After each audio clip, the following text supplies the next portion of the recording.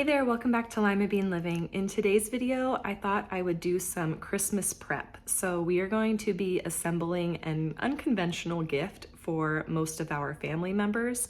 We're also going to be making some little Christmas tree meringue cookies. And if I get to it today, I will be doing a fun little Christmas craft to decorate my house a little bit more. Now, like I said, I may not get to it all today. This is the start of our nap time, and I don't know how long everything's gonna take me. And with Jack being so crazy and wild, he's like breaking things right and left.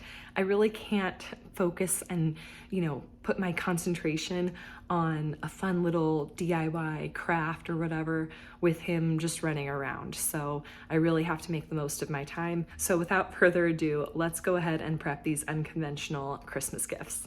So as you guys saw in previous videos, I've been freeze drying my eggs like crazy over here. I have a whole bunch. And while I could easily use this egg powder for myself when our chickens are molting and we're not getting a lot of eggs, I figured it would be a good gift to just give to my family in case of an emergency.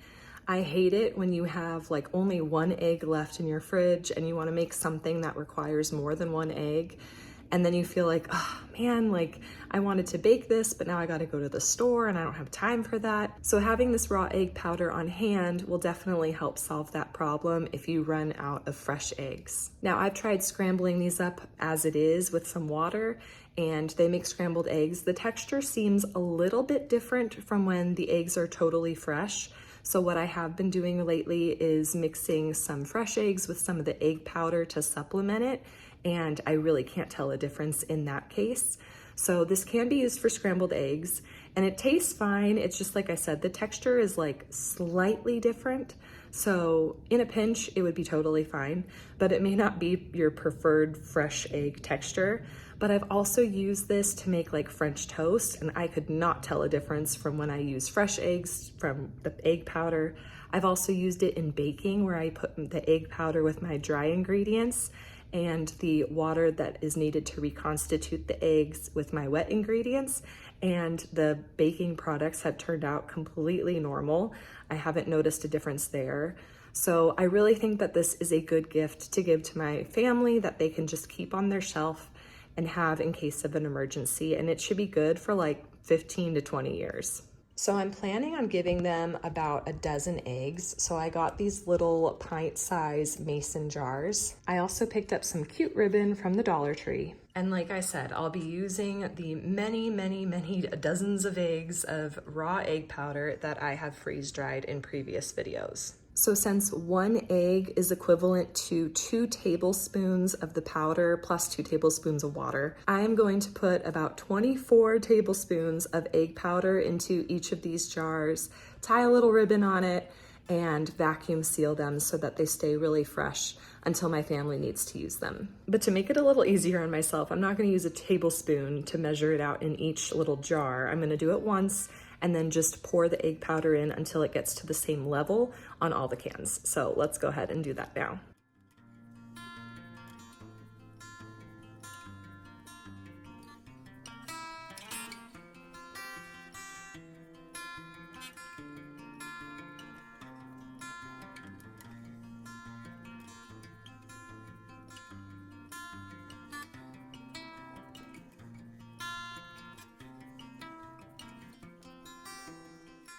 Alrighty, we've got 12 dozen eggs in these jars right now. They're all pretty much filled up to the same height. To kind of verify that I was putting about, the same amount in, just not even by sight, I was using my 1/4 of a cup, which I know that 1 scoop of this is equivalent to 2 eggs. So I put 6 scoops in, and a lot of them, came out pretty equal. So that's good. It's not like some parts of the powder were more dense than others. I still have a lot of egg powder left. This is about 4 eggs worth. And what I think I might do is just make some French toast tonight and, use this instead of some of the fresh eggs that we have on hand. And I'm going to do that particularly because I need my fresh eggs to separate the whites from the yolks to make my meringue cookies that I want to do in this video, whether it's today or tomorrow. I think we're gonna get to it today, so I'm excited about that. But I pretty much canned like my most freshest batch of eggs and then worked my way back from there. It's really only like a month or 2 difference, so in, the span of like a 20-year lifespan, 2 months is not going to make that much of a difference. So I don't think my family will mind if they get some freeze-dried eggs that's a little bit older than, some other family members. But in addition to the ribbon that I picked up from Dollar Tree, I need to make some type of tag to also tie onto these so that I can just say, 2 tablespoons of egg powder plus 2 tablespoons of water is equivalent to 1 egg. And actually, I think it's probably equivalent to like a smaller or medium egg, because I have some, somewhat large eggs from some of my chickens. And I noticed in some of the bags where I said I put 18 eggs and it was supposed to be exactly 18 eggs, I got like 2 dozen eggs worth when measuring with my tablespoon. So I think it's like probably more of like a medium-sized egg than like an extra large. And that could be taken into account if you need, an extra large egg for a particular recipe. However, I don't know many recipes that actually call for specific egg sizes. So hopefully that won't be an issue. But let me find some type of material for those tags and then we'll get to decorating and vacuum sealing these jars. I also need to grab some more cupcake liners because I'm gonna put this in between the powder and the opening for the lid, because when I vacuum seal them and then pop them back open, if you don't have some type of a stopper, the powder may try to escape the jar and it will just make it really messy. So this will help my family, at least when they first open the jar, not make a huge mess over their counter.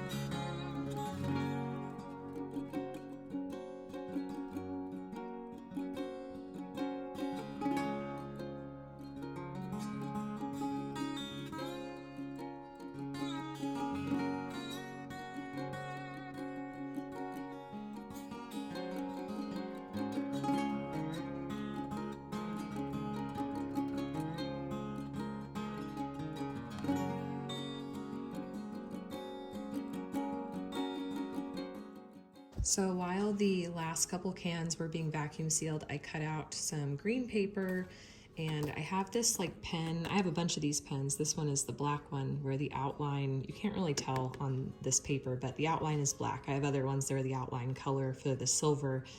Around the silver is like that color. So it'd be red, blue, whatever. But I want to, I was kind of like measuring out how big I need to be. It's hard to write really small, but I like how it pops off the green. So I cut some tags. Now we got to label these and then assemble the ribbons and the tags.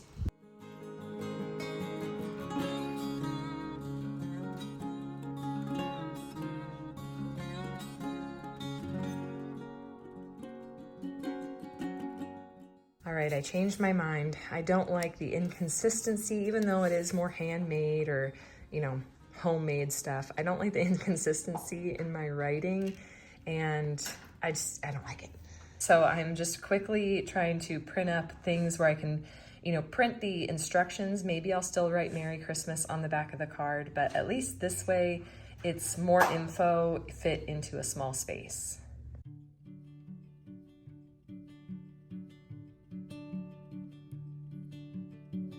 You do not have to be good. Even the best of us have been misunderstood. So get up onto your feet. The sun is shining repentance through the leaf. Its rays will wash you clean. I'm walking slowly, I'm taking my time. All I like are talking is starting to rhyme. Letting go of lonely, letting go of strife. I just can't get enough of this beautiful life. I just can't get enough of this beautiful life.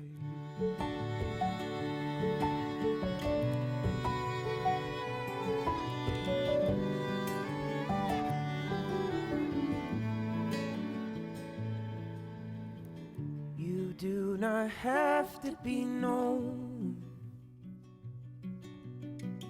Even the best of us have sometimes felt alone. This whole world is your home,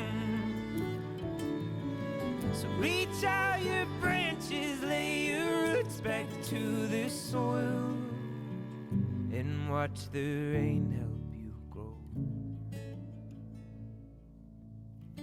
I'm walking slowly, I'm taking my time. All I like a talking is starting to rhyme. I'm letting go of lonely, letting go of strife.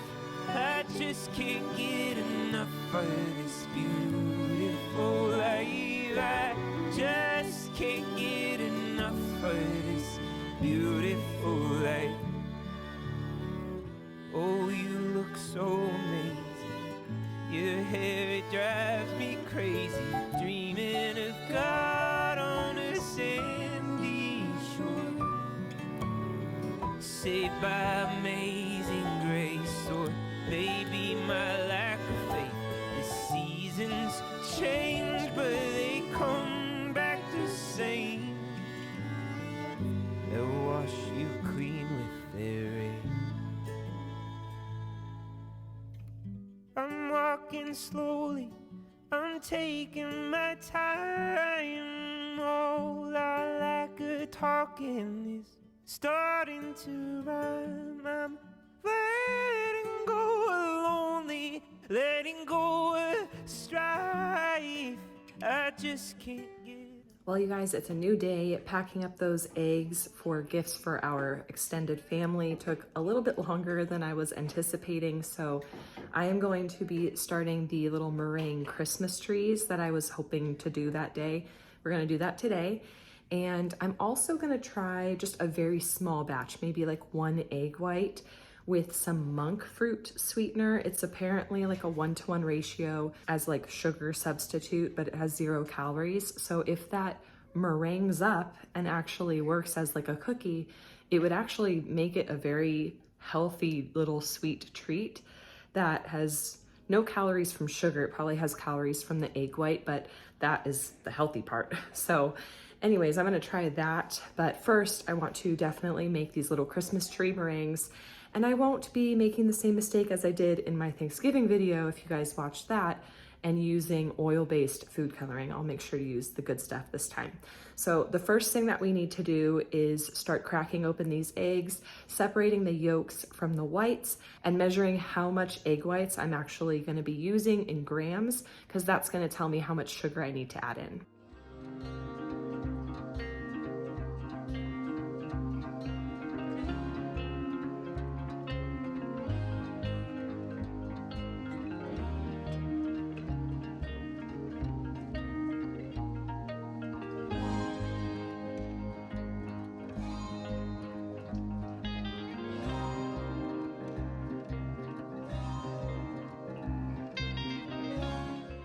So now that I have my egg whites and sugar measured out, I have some water simmering in this little pot here. And I'm just gonna mix the egg whites and sugar together until they are nicely combined and reach a temperature of like 50 degrees Celsius. I think it's 212 Fahrenheit, but 50 degrees Celsius is easier to remember for me. So that is what we are gonna be doing now. This only takes a couple of minutes to get to the right temperature, but I like to stir it consistently so that it doesn't burn or anything like that, or cook too quickly. Now, I don't know if this step is necessary. I've seen people make meringues without cooking the egg white and sugar over a double boiler for, in the past, but I've also seen very successful meringue cookies be made this way, so this is just kind of the way that I will continue to do it, moving forward. So we are just about there. Like I said, this does not take very long. All right, we are good. Let's turn off the heat. Another quick little stir. I'm gonna wipe down the bowl and then transfer this to my stand mixer so that it can finish whipping this up to nice stiff peaks. I wish I could leave my skin behind in this old rented room, float my way across the great divide and be buried in you. I've been looking far and wide for what I gotta prove, and putting peaks in my rear view. Well, it's colder here than anyone. So we got some nice, like, soft peaks, or pretty stiff peaks, I guess. Sorry it's loud with the background. The kids are gonna watch a show while I finish this up. But I have my food coloring, and we're gonna be adding in my vanilla and giving this the final mix.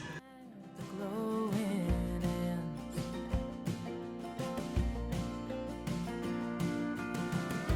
But am I too far gone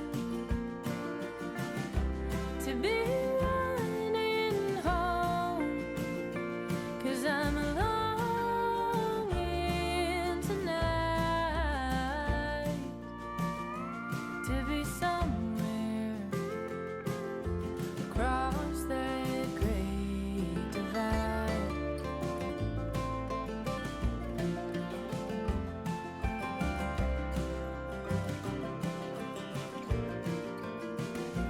I wish I could take the hands of time and turn them in reverse. I'd take back every long goodbye with venom in my words. The only way to being found is getting lost at first, but all I find are more bridges to burn.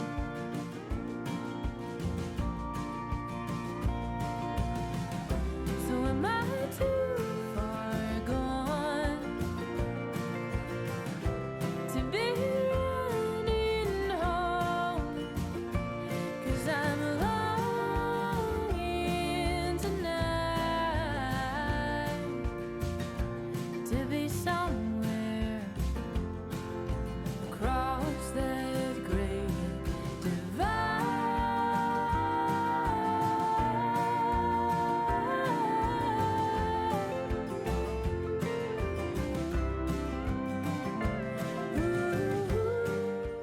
So as you guys saw, I did my tray of trees. This is actually my second tray I didn't film.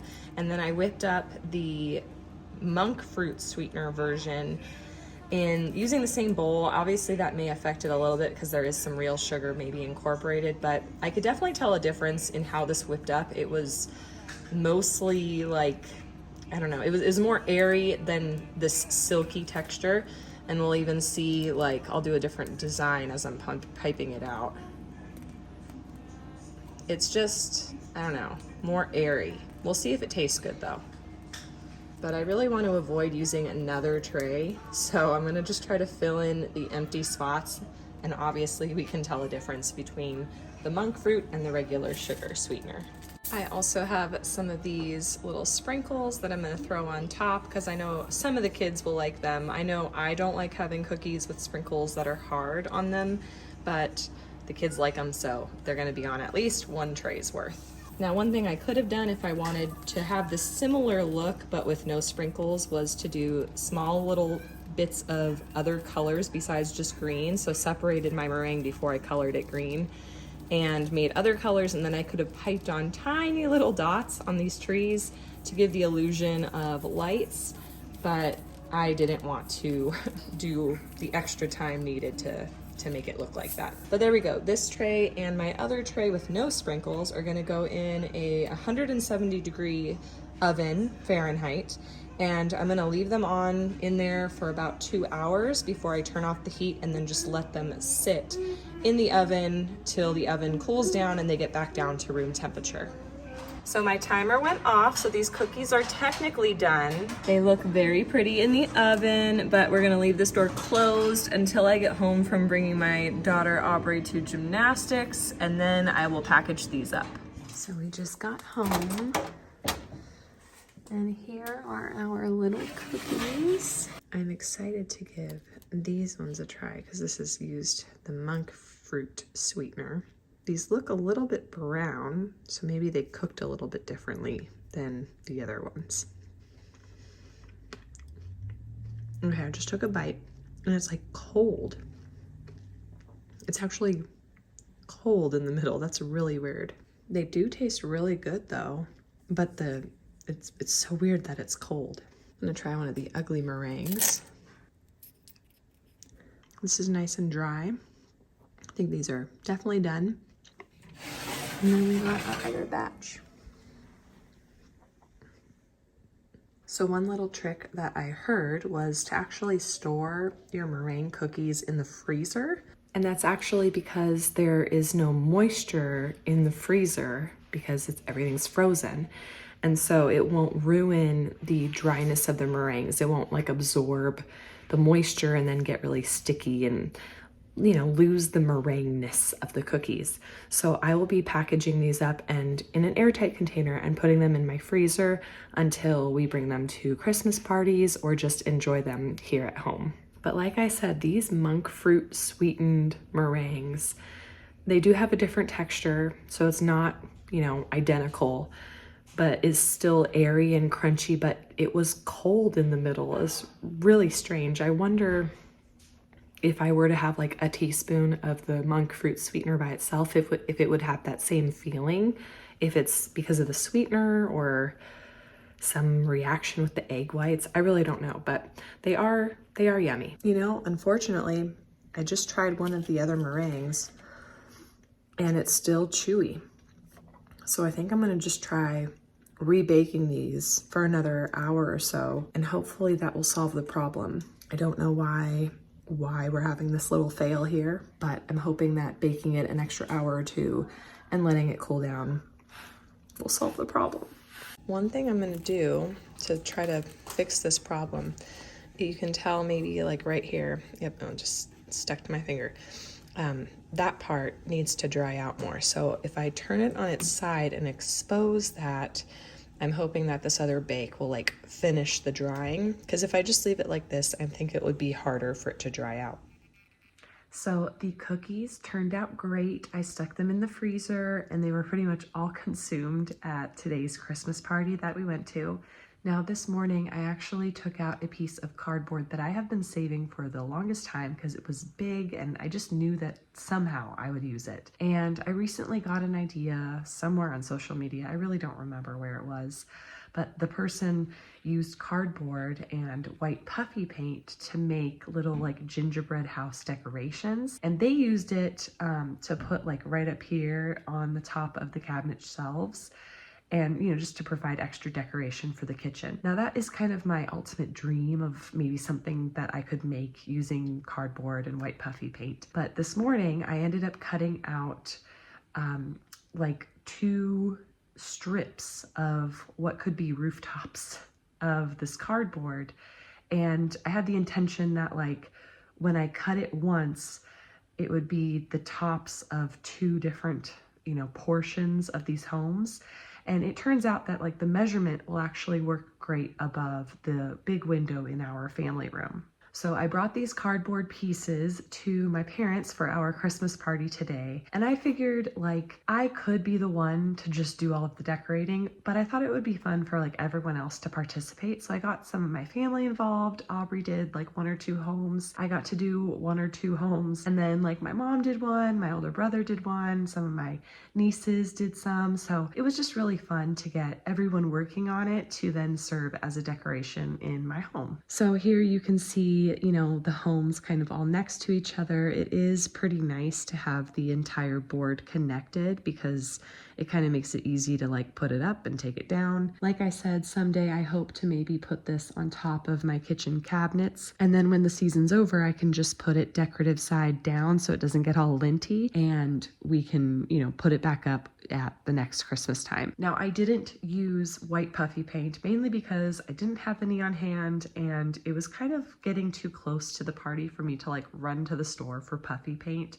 I have seen some people make puffy paint with like shaving cream and Elmer's glue and mixing that together, but I have enough chalk pens on hand that I just decided to bring my little stash of chalk pens. So that is what we used to make these little gingerbread home looking decorations. If I do this again in the future, it would be nice to do some puffy paints because I think it would give it even more gingerbread house vibes. So sorry for the poor lighting, but again, these homes will go on top of this window whenever I get a chance to get our like tape. So in a future video, you'll probably see it up here, maybe when I'm like taking down all my Christmas decorations. But like for now, that'll be the perfect spot. If I ever get to making more, then maybe all of it will go on top of my kitchen cabinets. But anyways, I'm gonna wrap up today's video here. I'd like to thank you guys for watching. I hope you found it entertaining and informational. Don't forget to hit that thumbs up button. And if you guys are new, I would love it if you stick around and subscribe and catch all of my motherhood content, and I'll catch you in the next one.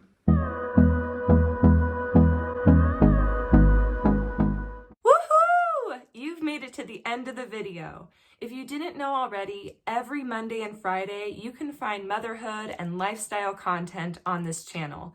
And since us moms have to do it all, that may mean yummy recipes, easy DIYs, mom hacks, cleaning and organization, or just a combo of everything. Please know that you are loved and you are made for greatness, and I will catch you in the next one.